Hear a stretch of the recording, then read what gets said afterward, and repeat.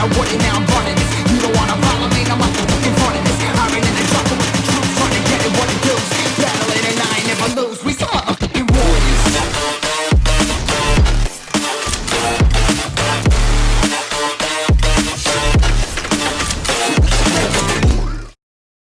The current critical ops meta can feel very dry and repetitive at times. It feels like people are always using the same weapons every chance that they can get, which is understandable. However, a lot of the weapons in critical ops are getting huge changes with this upcoming weapon balance update in 1.17. Welcome to Critical Ops Academy episode number 7 with your host Mantis. In today's episode, we're going to be looking at all of these changes and how it's going to affect the meta and which guns are going to come out on top. It's been a while since I've done one of these videos, so if you have any feedback or suggestions, please leave a comment as I read all of them. If you learned something new in this video, I'd appreciate it if you would like the video and hit that subscribe button. With that all said, let's get right into this video. Before we look at the weapon changes, there's one thing I wanted to cover first. For those of you that don't know, most of the weapons are being split up into the two different sides. For example, the AK-47 will only be available on the T side, and the M4 will only be available on the CT side. There are some weapons that are available on both sides, because there aren't enough guns in this game yet to create a good variety for both teams. Another important thing to note is that a lot of the CT specific weapons got an increase in price, and some of the T side weapons received a decrease in price.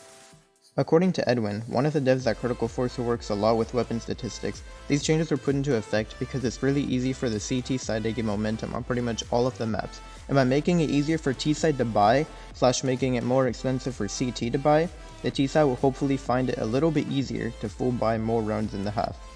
Now that you guys know about the weapon splits, we're going to be looking at each weapon category one at a time, starting with pistols and ending with snipers.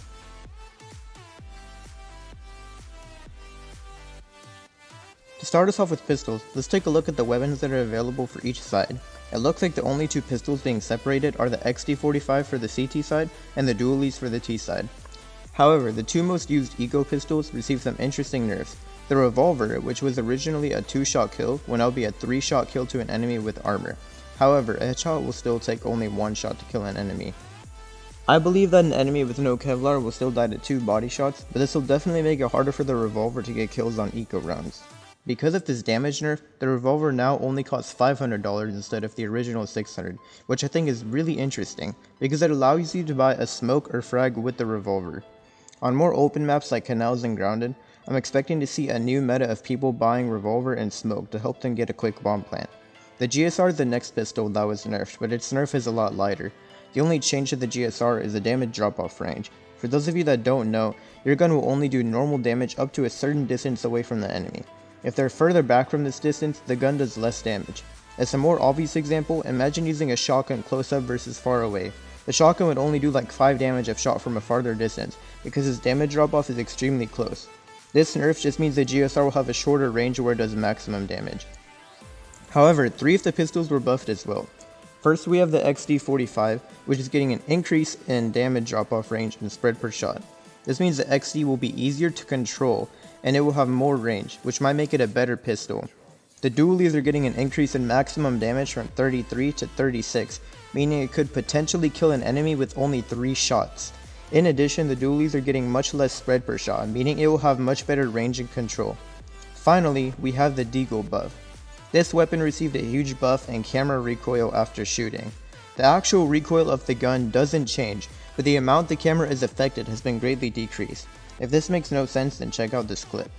When I spam my revolver, even though my crosshair is kicking up after each shot, my screen still hardly moves. I don't have to pull down a lot after each shot because it returns to the normal level much sooner. The deagle, however, kicks the camera up super high after every shot, which is why it's really hard to use. You have to pull down really far after each shot, or else you can't shoot the weapon fast at all. With this new deagle buff, the deagle will be much easier to use and will most likely become a very popular eco pistol. Up next, we're going to take a look at the shotguns. Since we only have 3 shotguns in the game, this section will be over very quickly. The M1887 is only going to be available on T side, and the FP6 for CT side, and the Super 90 will be available for both sides. The only shotgun that got a stat change is the M1887. Before, it had extreme inaccuracy, especially while moving. Now that it's only going to be a T-sided weapon, it's getting an increase in movement accuracy as well as a decrease in its spread. This means the weapon should be much better than it was before, and it will be much less likely that your opponent can tank a shot from this gun and live.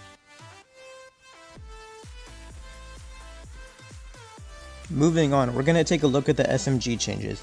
To start us off, we see that for T-side, the SMGs available are going to be the MPX and the Vector, while the CT gets the MP7 and the P90.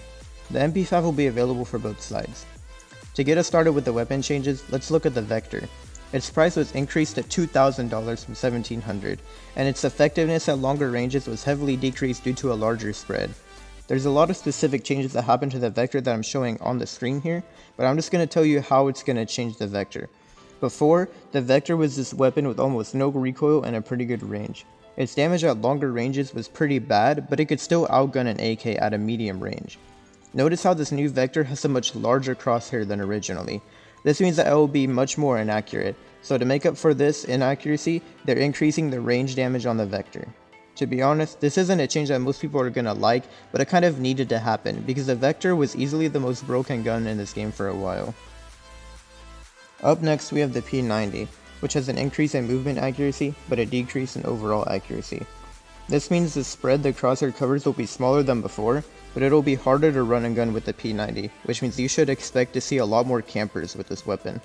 Finally, we have the MP5, which is getting a decrease in spread per shot by an entire 50%, which might make it a lot more accurate comparing to before. However, I still don't see myself using this gun because of its lower damage and fire rate, but I definitely think the MP5 will be a much better anti-eco weapon.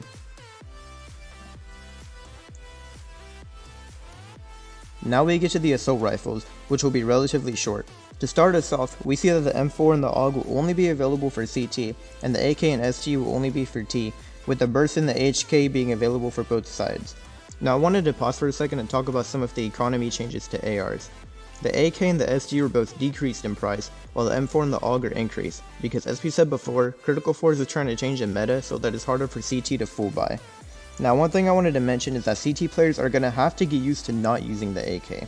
The AK has a decent spread and higher damage, making it an ideal weapon for shutting down full team pushes and doing high damage to players, but that AR is going to be gone from the CT side. However, I want to take a moment to talk about the savior of CT that's going to change the meta completely, the AUG.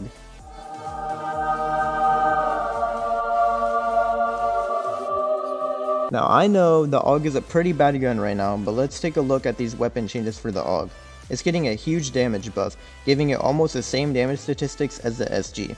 However, I think the AUG will be harder to control now than it was before, because it's getting an increase in spread per shot as well as recoil factor, which basically means the maximum amount of recoil from holding down the shoot button. Now I know that it already had a pretty bad spread, but one thing the AUG did get is a decrease in recoil per shot, which means that the AUG won't be as hard to control for shorter bursts. To use the AUG correctly, you can't just hold down the shoot button anymore, you need to shoot quick bursts and try and kill the enemy. Unfortunately, this means the AUG will not be ideal for a long range gunfight, but it can definitely shred enemies at close and medium ranges. Now thanks to these changes, I can finally use my golden mantis skin in scrims and tournaments. To wrap this up, we're going to take a quick look at the snipers, which didn't get much of a change. The snipers are just split up so that SVD is on CT and M14 is on the T side, with the TRG and the U ratio being available for both teams. I don't think there's going to be much of a change here. To be honest, I really like the SVD and I'm kind of sad that it's not available on the T side, but the SVD is also kind of a meme weapon, so I'm not really too sad about this. That is going to wrap up this episode of Critical Ops Academy. I'm expecting to see a lot of changes to how weapons are used, and with this weapon faction split, I'm hoping people will start to use a larger variety of weapons. I shouldn't even say I'm hoping, because you kind of have to now since most of the weapons are split up between different teams. Keep in mind that you can still pick up guns from the other team and keep them, so you can still use an AK on the CT side if you manage to pick up one at the end of the round. However, this new weapon split update is definitely going to make a huge change to the meta, and I can't wait to see how this plays out in competitive tournaments. If you did learn something in this week's episode of Critical Ops Academy, I would appreciate it if you subscribed, and if you have any feedback for me, please leave a comment down below. Thank you so much for watching this week's episode of Critical Ops Academy, and I'll see you guys in the next video.